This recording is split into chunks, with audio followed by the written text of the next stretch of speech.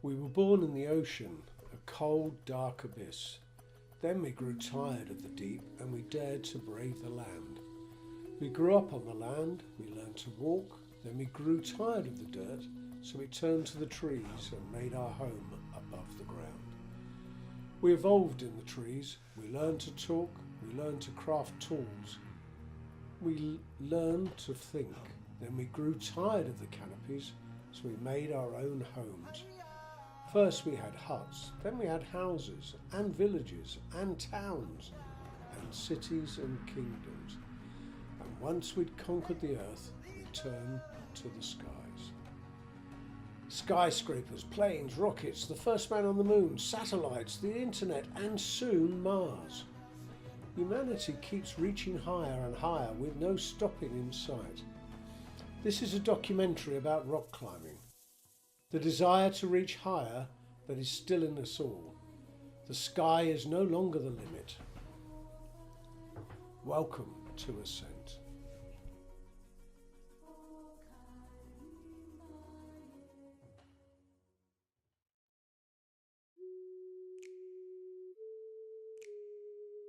One of the earliest records of rock climbing as a hobby comes from the Alb Sandstone Mountains of Germany in the 1800s. The sport caught on, and in 1869 John Muir performed a free solo of California's Cathedral Peak. This is seen as an incredibly influential climb, and many credit Muir for bringing the sport to America.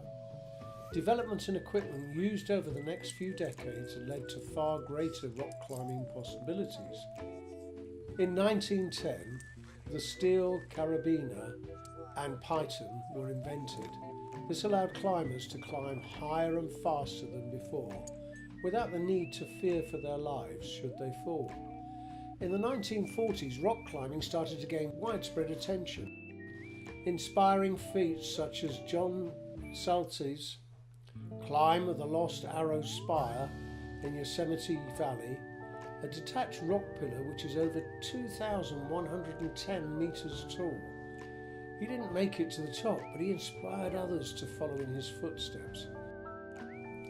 In 1958, Warren Harding spent 45 days climbing a 3,000-foot cliff, El Capitan. With modern equipment, the record now stands at 2 hours and 23 minutes. This brings us to present day, where rock climbing is a hobby for millions around the world, and many thousands in Britain alone.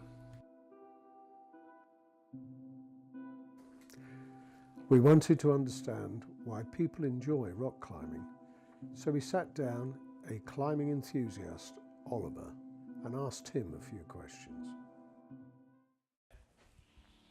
Cool.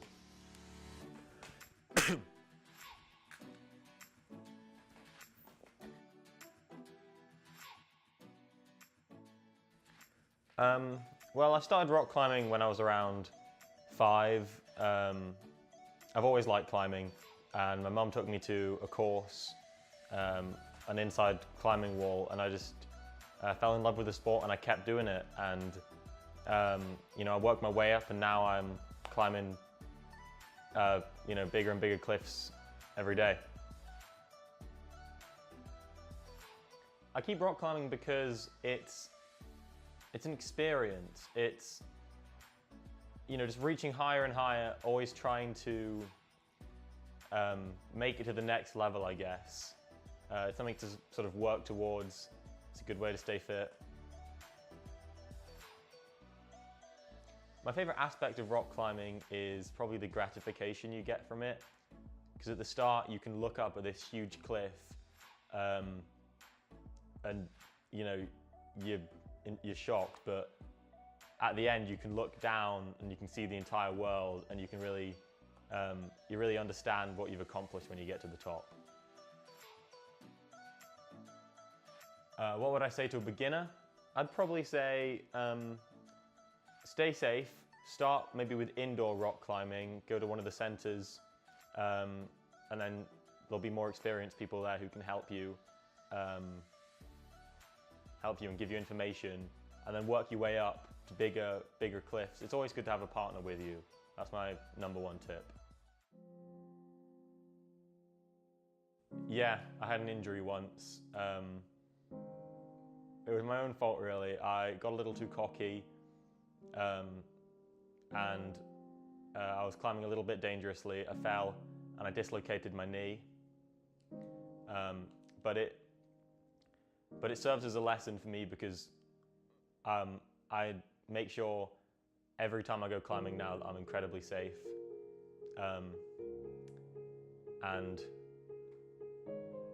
I'll never make a mistake like that again.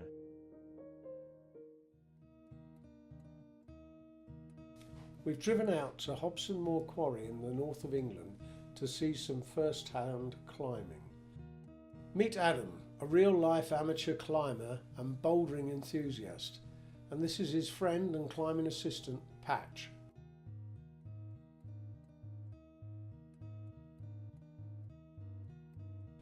This is a python, a metal, usually steel, spike that is driven into a crack and seam in a climbing surface.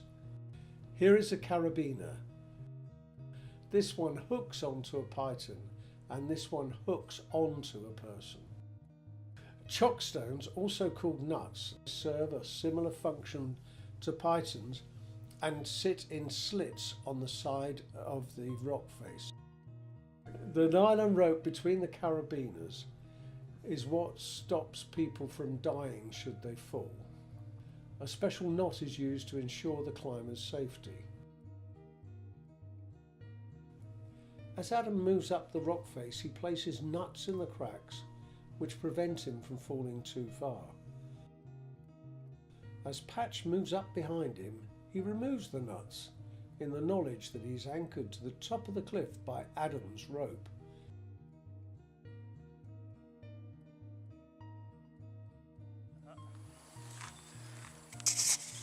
Give me some anchor corrects. Yo. Really nice. Thank you. Not bad. This has been Fred, your narrator. Thank you for listening, and I hope you've learned something about rock climbing.